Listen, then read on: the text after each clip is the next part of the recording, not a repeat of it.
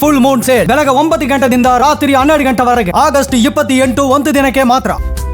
ಸಂತೋಷಿಗೆ ಇಡೀ ಪ್ರಕರಣವನ್ನು ನೋಡೋದಾದರೆ ಟೆಕ್ನಿಕಲ್ ಎವಿಡೆನ್ಸ್ಗಳನ್ನು ಬಹಳ ಅಚ್ಚುಕಟ್ಟಾಗಿ ಪೊಲೀಸರು ತನಿಖೆಯಲ್ಲಿ ಪ್ರತಿಯೊಂದನ್ನು ಕೂಡ ಒದಗಿಸಿದ್ದಾರೆ. ಸಾಂದರ್ಭಿಕ ಸಾಕ್ಷಿಗಳನ್ನು ಕೂಡ ಅಲ್ಲಿ ಒದಗಿಸಿದ್ದಾರೆ. ಆದರೆ ಎಲ್ಲೋ ಒಂದು ಕಡೆ ತಂದೆ ತಾಯಿಯನ್ನು ವಿಚಾರಣೆ ಮಾಡುವಂಥ ಸಂದರ್ಭದಲ್ಲಿ ಅಸ್ಪಷ್ಟ ಮಾಹಿತಿ, ಅಸ್ಪಷ್ಟ ರೀತಿಯ ಒಂದು ರೀತಿ ವಿಚಾರಣೆ ಮಾಡುವಂಥ ಸಂದರ್ಭದಲ್ಲಿ ಕೋರ್ಟ್ನಲ್ಲಿ ಅವರನ್ನು ಕೇಳಿದಾಗ ಅಸ್ಪಷ್ಟವಾಗಿತ್ತೇನೋ ಅನ್ನುವ ರೀತಿಯಲ್ಲಿತ್ತು. ಈಗ ಪ್ರದೋಷ್ ಮಾಫಿ ಸಾಕ್ಷಿ ಆಗಿರೋದ್ರಿಂದ ಇಡೀ ಪ್ರಕರಣಕ್ಕೆ ಎಷ್ಟು ತೂಕ ಬಂದಂತಾಗಿದೆ ಅಂತ.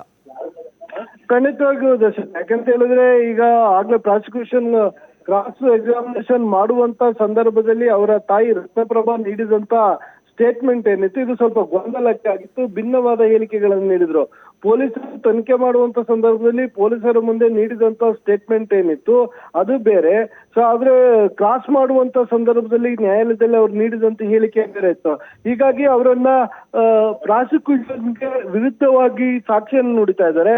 ಅಂದ್ರೆ ಅಲ್ಲಿ ಪೊಲೀಸರ ಮುಂದೆ ಹೇಳಿರೋದೇ ಬೇರೆ, ನ್ಯಾಯಾಲಯದ ಮುಂದೆ ಹೇಳಿರೋದೇ ಬೇರೆ ಆಗಿರೋ ಕಾರಣ ಅವರನ್ನ ಹಾಸ್ಟೆಲ್ ವಿಟ್ನೆಸ್ ಅಂತೇಳಿ ಪರಿಗಣನೆಗೆ ತೆಗೆದುಕೊಳ್ಬೇಕು ಅಂತೇಳಿ ಇವರು ಕೂಡ ಸಾಕಷ್ಟು ಮನವಿಯನ್ನ ಮಾಡಿದ್ರು, ಅರ್ಜಿಯನ್ನ ಹಾಕಿದ್ರು. ಆದ್ರೆ ಆ ಅರ್ಜಿಯನ್ನ ಈಗಾಗಲೇ ನ್ಯಾಯಾಲಯ ವಜಾ ಮಾಡಿರುವಂತದ್ದು. ಆ ರೀತಿಯಾಗಿ ಮಾಡ್ಲಿಕ್ಕೆ ಆಗಲ್ಲ ಅಂತ. ಇದು ಒಂದು ಭಾಗ ಅಷ್ಟೇ. ಇಡೀ ಪ್ರಕರಣದಲ್ಲಿ ಒಂದು ವಿಟ್ನೆಸ್ ಆಗಿರುವಂತದ್ದು. ಅದರ ಜೊತೆಗೆ ಉಳಿದಂತೆ ಸುಮಾರು 270ಕ್ಕೂ ಅಧಿಕ ಸಾಂದರ್ಭಿಕ ಸಾಕ್ಷಿಗಳು, ಪ್ರತ್ಯಕ್ಷ ಸಾಕ್ಷಿಗಳು, ಪರೋಕ್ಷ ಸಾಕ್ಷಿಗಳು, ಟೆಕ್ನಿಕಲ್ ಎವಿಡೆನ್ಸ್ಗಳು, ಸೊ ಹೀಗೆ ಸಾಕಷ್ಟು ಈಗ FSL ವರದಿಗಳು, ರಿಪೋರ್ಟ್ಗಳೇನಿತ್ತು ಇವೆಲ್ಲವನ್ನು ಇಟ್ಕೊಂಡು 270ಕ್ಕೂ ಅಧಿಕ ವಿಟ್ನೆಸ್ ಗಳನ್ನ ಇಡೀ ಪ್ರಕರಣದಲ್ಲಿ ಕಲೆ ಹಾಕಿರುವಂತದ್ದು.